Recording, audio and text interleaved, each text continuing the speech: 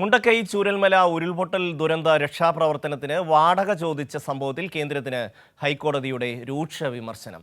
കേന്ദ്ര നടപടി അത്ഭുതപ്പെടുത്തിയെന്ന് കോടതി പറഞ്ഞു.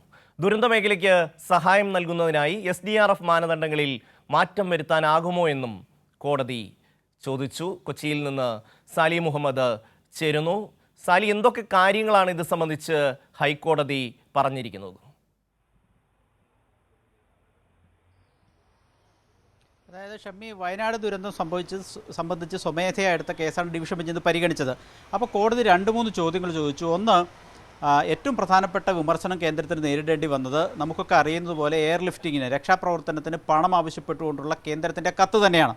അതായത് 2016-17 വർഷങ്ങളിലൊക്കെ നടത്തിയ രക്ഷാപ്രവർത്തനം, അതിന് എയർ ലിഫ്റ്റിംഗ് ഉൾപ്പെടെ വരും.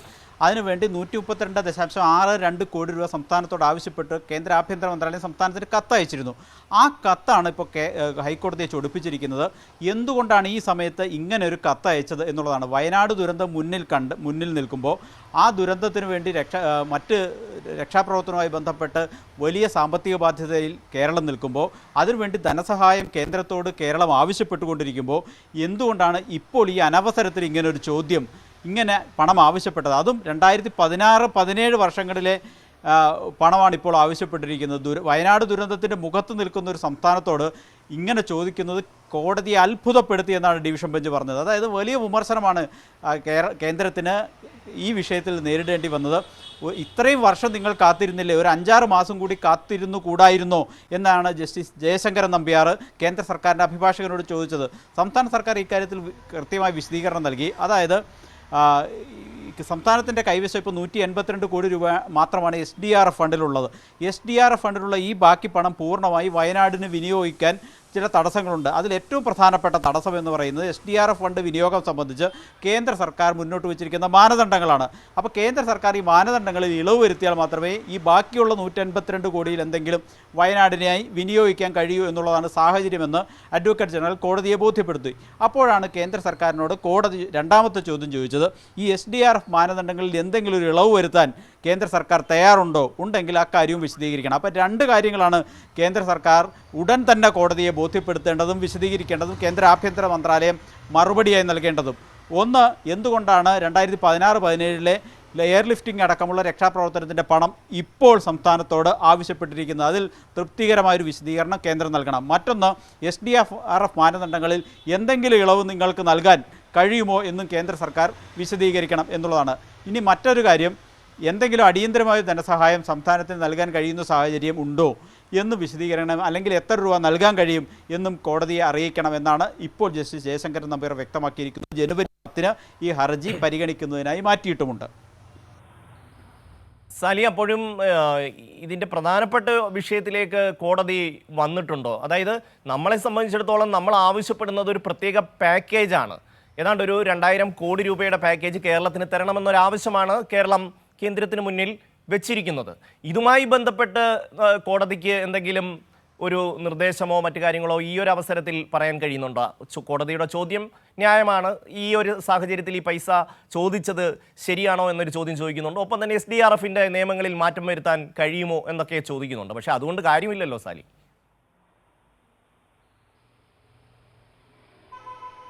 പക്ഷേ ഹൈക്കോടതി അക്കാര്യത്തിൽ കുറേ ദിവസങ്ങളായി, നാളുകളായി വാദം കേട്ടുകൊണ്ടിരിക്കുകയാണ്. നമ്മുടെ ഹർജി കോടതിയുടെ പരിഗണനയിലുമാണ്. അതിൽ കോടതി പല ഘട്ടങ്ങളിൽ കേന്ദ്ര സർക്കാരിനോട് പല കാര്യങ്ങളും ചോദിച്ചിരുന്നു. അതിനൊക്കെ കേന്ദ്ര സർക്കാർ മറുപടി നൽകേണ്ടതുണ്ട്.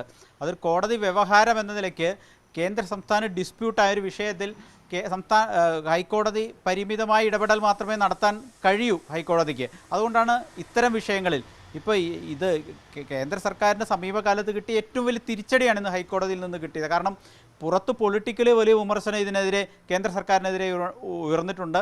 രാഷ്ട്രീയ ഭേദമന്യേ ജനങ്ങളെല്ലാവരും കേന്ദ്ര സർക്കാരിൻ്റെ നടപടിക്കെതിരെ രംഗത്തെത്തിയിട്ടുമുണ്ട്. പൊളിറ്റിക്കൽ ലീഡേഴ്സ്, ഇടത് വലത് നേതാക്കൾ, BJP നേതാക്കൾ ഒഴികെയുള്ളവർ ഇതിനെ വിമർശിക്കുകയും ചെയ്തിട്ടുണ്ട് കേന്ദ്ര നടപടിയെ. അപ്പോൾ അതിന് പൊളിറ്റിക്കലി ഇതൊരു വലിയ ഇഷ്യൂ ആയി കേരളത്തിൽ നിലനിൽക്കുന്നൊരു സാഹചര്യത്തിൽ കോടതി കൂടി ഇതിനോട് കേന്ദ്രത്തെ വിമർശിച്ചു എന്നുള്ളത് പറയുന്നത് കേന്ദ്രത്തിന് ലഭിച്ച വലിയൊരു തിരിച്ചടി തന്നെയാണ്. അത് ഒരു തർക്കവുമില്ല കാര്യത്തിൽ. പക്ഷേ കോടതിക്ക് ഇക്കാര്യത്തിൽ കേന്ദ്ര സംസ്ഥാന ബന്ധങ്ങൾ തമ്മിലുണ്ടായ ഒരു തർക്കമാണിത്. ആ തർക്കത്തിൽ പെട്ടെന്നൊരു ഉത്തരവിലേക്ക് പോകുന്നതിന് കോടതിക്ക് പരിമിതികളുണ്ട്. കോടതി ഇത്തരം ചോദ്യങ്ങൾ കേന്ദ്രത്തോട് ആവർത്തിച്ച് ചോദിച്ചുകൊണ്ടേയിരിക്കുന്നു. മാത്രമല്ല ഇന്നും കോടതി ചോദിച്ചൊരു ചോദ്യമുണ്ട്, അടിയന്തരമായി എത്ര രൂപ നൽകാൻ കഴിയും എന്നെങ്കിലും അറിയിക്കൂ എന്ന് കേന്ദ്രത്തിൻ്റെ അഭിഭാഷകനോട് കോടതി പറഞ്ഞിട്ടുമുണ്ട്. അപ്പോൾ ഉടനെ അത് അറിയിക്കും എന്നാണ് നമ്മൾ പ്രതീക്ഷിക്കുന്നത്. കോടതിയും അതുതന്നെയാണ് പ്രതീക്ഷിക്കുന്നത്. പെട്ടെന്ന് നമ്മുടെ ഹർജിയിൽ ഒരു തീരുമാനത്തിലേക്ക് പോകുന്നതിന്, ഉത്തരവിലേക്ക് പോകുന്നതിന് കോടതിക്ക് തടസ്സങ്ങൾ ഉണ്ടാവാം എന്ന് മാത്രമേ നമുക്കിപ്പോൾ പറയാൻ കഴിയൂ.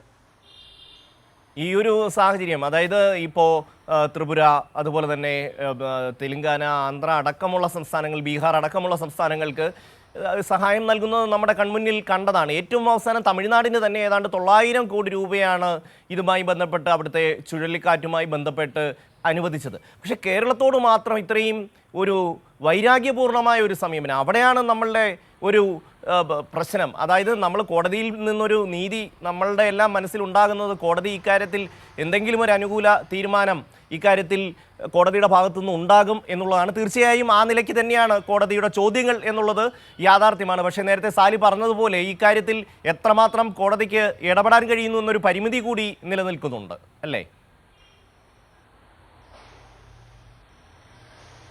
അതായത് നമ്മൾ ഇക്കാര്യങ്ങൾ കോടതിയുടെ മുമ്പാകെ പലതവണ ശ്രദ്ധയിൽപ്പെടുത്തുകയാണ്. നമ്മൾ എന്താണ് കേന്ദ്രത്തോട് ആവശ്യപ്പെട്ടിരിക്കുന്നത്, ആ പാക്കേജിൻ്റെ എമൗണ്ട് എത്രയാണ്, നമ്മൾ കൃത്യമായി കണക്ക് കൊടുത്തതാണ്. ആ കണക്ക് ലഭിച്ചതിന് ശേഷം കേന്ദ്ര സർക്കാർ അതിന്മേലൊരു തീരുമാനം എടുത്തിട്ടില്ല.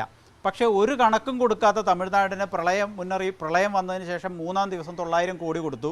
മറ്റ് പല സംസ്ഥാനങ്ങൾക്കും അവരാവശ്യപ്പെടുന്നതിന് മുമ്പേ അടിയന്തര ധനസഹായം അനുവദിച്ചു. അത് പല സംസ്ഥാനങ്ങളുടെയും ലിസ്റ്റ് വെച്ച് തന്നെ നമ്മൾ കോടതിയിൽ വാദിച്ചതാണ്, അത് കോടതി കേട്ടതുമാണ്.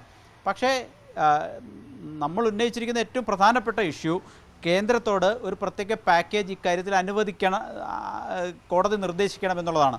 അത് പക്ഷേ അതിൻ്റെ നമ്മുടെ ഏറ്റവും പ്രധാനപ്പെട്ട പ്രയറിലേക്ക് കോടതി ഇതുവരെ കടന്നിട്ടില്ല എന്നുള്ളതാണ് ഇപ്പോഴത്തെ സാഹചര്യം. അതൊരു വസ്തുത തന്നെയാണ്. കോടതി ഈ പല കാര്യങ്ങളും ഇങ്ങനെ തിരിച്ചും മറിച്ചും കേന്ദ്രത്തോടും കേരളത്തോടും ചോദിച്ചുകൊണ്ടിരിക്കുന്നു എന്നല്ലാതെ നമ്മുടെ ആവശ്യം ന്യായമായൊരു ഇഷ്യൂ ആണ് നമ്മൾ ഉയർത്തിയിരിക്കുന്നത്. കോടതിക്കും ബോധ്യപ്പെട്ടിട്ടുണ്ടെന്ന് കോടതിയുടെ പല കമൻറ്റിൽ നിന്ന് നമുക്ക് മനസ്സിലാകുന്നതാണ്. പക്ഷേ നമ്മുടെ പ്രധാനപ്പെട്ട പ്രയറിൽ ഒരു ഉത്തരവായി ഇറക്കാനോ ഒരു നിർദ്ദേശമായി കേന്ദ്രത്തോട് പറയാനോ ഇതുവരെ ഹൈക്കോടതി തയ്യാറായിട്ടില്ല എന്നുള്ളൊരു പരിമിതി ഈ കാര്യത്തിലുണ്ട്. അത് ഞാൻ നേരത്തെ സൂചിപ്പിച്ചത് തന്നെയാണ്. കേന്ദ്ര സംസ്ഥാന ബന്ധങ്ങൾ തമ്മിലുണ്ടായ ഒരു തർക്കമാണിത്. ആ കാര്യത്തിൽ കേന്ദ്രത്തിനും കേരളത്തിനും ഒരു ഉത്തരവ് മുഖേന നിർദ്ദേശം നൽകുന്നതിന് ഹൈക്കോടതിക്ക് ചില തടസ്സങ്ങളുണ്ടാവും എന്നാണ് നിയമവിദഗ്ധർ ചൂണ്ടിക്കാണിക്കുന്നത്. പക്ഷേ ഒരു കാര്യം നമുക്ക് ഉറപ്പാണ്, നമ്മുടെ ആവശ്യം എന്തെന്ന് കോടതിക്ക് ബോധ്യപ്പെട്ടിട്ടുണ്ട്. കോടതി അതിൽ കൺവിൻസ്ഡുമാണ്. പക്ഷേ കേന്ദ്രത്തോട് അതൊരു ഉത്തരവായി പറയുന്നതിനാണ് കോടതിക്ക് ഇപ്പോൾ ഒരു തടസ്സം നേരിട്ടിരിക്കുന്നത്. പക്ഷേ ഏതായാലും വാദം കേൾക്കുന്നുണ്ട്. നമ്മുടെ അഭിഭാഷകരും നമ്മുടെ സർക്കാരും ഒക്കെ ശുഭപ്രതീക്ഷയിൽ തന്നെയാണ്. ഇക്കാര്യത്തിൽ ഹൈക്കോടതിയുടെ ഒരു നിർണായക ഇടപെടൽ ഇക്കാര്യത്തിൽ ഉണ്ടാവുമെന്ന് തന്നെയാണ് നമ്മുടെ ഇപ്പോഴത്തെയും പ്രതീക്ഷ. ഏതായാലും ഇന്നുണ്ടായ വിമർശനം കേന്ദ്രത്തെ സംബന്ധിച്ചിടത്തോളം അത് വലിയ അപമാനകരമായ ഒരു വിമർശനം തന്നെയാണ്. തീർച്ചയായും സാലി, കേന്ദ്രത്തെ സംബന്ധിച്ചിടത്തോളം അങ്ങേയറ്റം രൂക്ഷമായ വിമർശനം തന്നെ സംസ്ഥാനത്തെ ഹൈക്കോടതിയിൽ നിന്ന് ഏൽക്കേണ്ടി വന്നു. സാലിയാണ് വിവരങ്ങൾ നൽകിയത്.